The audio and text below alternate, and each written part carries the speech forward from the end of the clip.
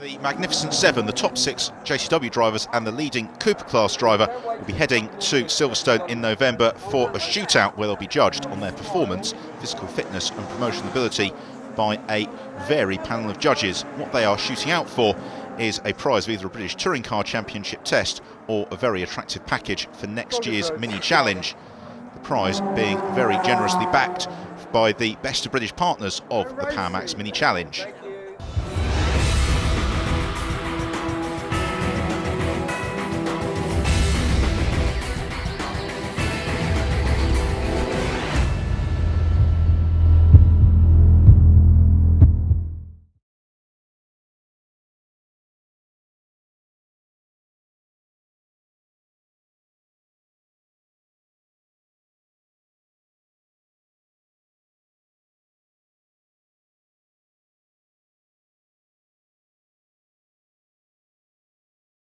Neil Newstead and Hamish Brandon, that quartet then moving clear of Quinn, who's under pressure and passed by Chris Knox.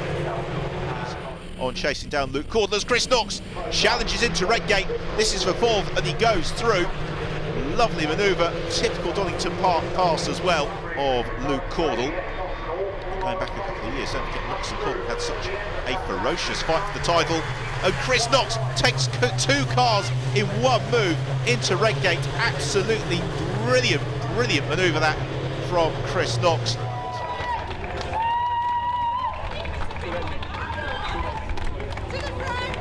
You actually seem to get a really decent gap early on as well. Yeah, that was the whole plan, just get my head down, get away from the guys, let them tussle it at the back, and it gave me enough room so that when I came up to the club cars, that I had a sort of as much of a cushion as possible. Inside the history books, it's side by side for the lead.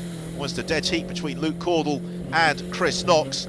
Ring car with Cordle, there's Knox to the outside, and he assumes the advantage. Kevin O'Connor, as they charge towards Paddock Hill Bend for the first time. It's Cordle from Knox, and then Chris Smith. We look back from Luke Cordle and Chris Knox, who finds some space to the inside of Luke Cordle, and he may just squeeze through here, you know. As sprinting to the checkered flag, Chris Knox just takes the win from Luke Cordle, who edges out Chris Smith. That win was for the Accelerate team. The guys, obviously, they've worked really hard. Steve, Danny, Andy, and the boys. I got my head down from the start, got the lead into Druids. Had a bit of a moment on lap one, which lost the front splitter, so the car was a bit of a handful. But hopefully, I think we bagged fastest lap as well.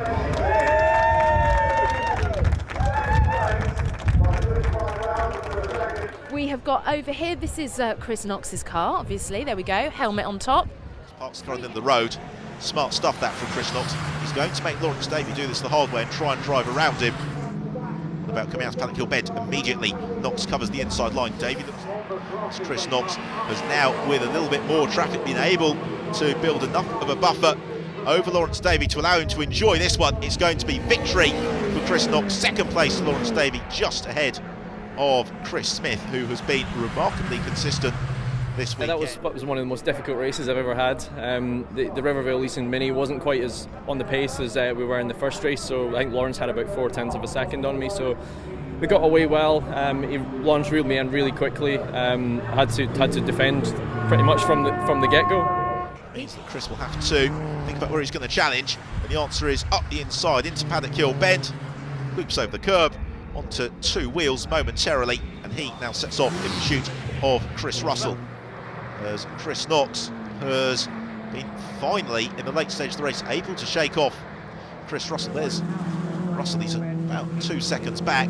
That is going to be a near impossible task to make up, because through clearways for the final time to cap what has been an emphatic weekend here at the Mini Festival for Chris Knox. He accelerates through to take yet another victory in the 2014 PowerMax Mini Challenge. So it's Knox for the win, with Russell in second place and Chris Smith through to complete the podium with the champagne. William Phillips and Chris Knox celebrating on the top step of the podium. The pair of them have had a very fine weekend's racing. So as the grid girls make their escape, it's time to celebrate for the final time.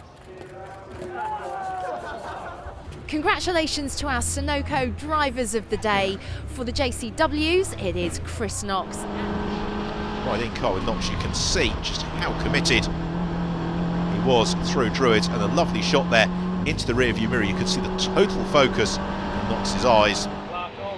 Neil Newstead and Chris Knox, the focus is solely on the next corner for Chris Russell. Let's stay in touch with this leading duo, because he just opened up a car's length or so as Knox again looks to challenge Newstead into Lodge Corner. This is very clean driving from both of them. Neil Newstead is just making that one defensive manoeuvre into each and every turn. He's making Knox do it the hard way back. Now Chris Knox draws alongside Neil Newstead as they come up over Deer Leak. They're side by side along the start and finish straight and into Old Hall. And this is a golden opportunity for Knox, who darts through into Old Hall. He takes the lead. So into Lodge Corner then for the final time. It has been a race with not a moment's respite for any of the leading protagonists. It is going to be Chris Knox who comes through to claim the first victory of the day, with second place going the way of Chris Russell and third place to Neil Newstead. Really hard-fought victory that for Chris Knox, one that he was quite rightly delighted in celebrating.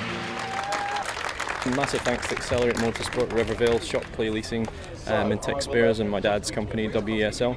But a cracking race, I've thoroughly enjoyed it. I thought I was going to struggle a little bit because we have only got 2 tyres this weekend, if other competitors have saved from previous things, so we're out of new tyres. But cracking race with Chris and Neil, and I just got Neil coming out of the shell hairpin and sort of held it to the flag. And away we go, and Knox looks to make good an early escape. Lawrence Davis through more or less unscathed, as Chris Knox still comes under pressure from Lawrence Davey. And therefore, barring disaster, it's going to be victory in the second race of the day at Alton Park for Chris Knox. He scores the win just from Chris Russell, 0.3 of a second, with Chris James completing the JCW podium. Same goes for Chris Knox, 2 wins from 2 races. Brandon, he loses out to Lawrence Davey. He may lose out as well in fairly short order to Chris Knox, who carries the momentum out of Lodge Corner up over Deer Leap as they arrive into Old Hall. Knox looking for a gap that was barely there, and he goes to the inside of Hamish Brandon, somehow finds the advantage. Group of cars at the front of the field, though, we've now got a definitive 3-car split. Neil Newstead from Chris Knox, and then Luke Cordle as Knox looks to the inside Neil Newstead as they head into Knickerbrook, and Chris Knox snatches the lead. So we get ready for the start then here at Castle Combe. Away we go, and it's the 888 car of Chris Knox that eases away from pole position as they sprint towards Folly for the first time. With no dramas, get back on the podium, but more importantly, can he usurp this man, Chris Knox, and return to winning ways? It's been a brilliant start to the season in terms of the dicing between them. Meanwhile, the checker flag is poised and ready, and it's victory for Chris Knox. Yet another triumph in what has proved to be, thus far, a fantastic 2014 season. Yeah, that was so much fun. Most fun I've ever had in a front-wheel drive car. We made the right call on the slick front, wet rears, and hopefully thankfully they lasted until the end. As jinking through, the S's on towards Old Paddock. Chris Knox beginning to ease up through the field, and Knox is a very tactically astute driver. He's not going to take unnecessary risks, but Chris Knox has already eased his way up into second place. You can see that Knox was speculating to the outside at the S's. No joy there. We go in car with Chris Knox. For all the spectacle outside, he looks very calm and composed at the wheel. The race leader, Luke Cordle, sprints across the start and finish line, and Knox is appreciably closer this time around through Folly. Already you can see Chris Knox looking to line up the move, possibly over Avon Rise. He jinks to the inside, goes alongside Cordle on the brakes into Quarry, and Luke Cordle braking very, very deeply. Knox gets the car slowed down as Cordle slithers wide, and Chris Knox darts through, as does Chris Knox. He makes it 2 wins from 2 races, just from Henry Dupree. And time to celebrate on the podium with the champagne and trophies, and also the Sunoco Driver of the Day Awards going to Chris Knox in the JCW class. And doing it for the JCWs is Chris Knox.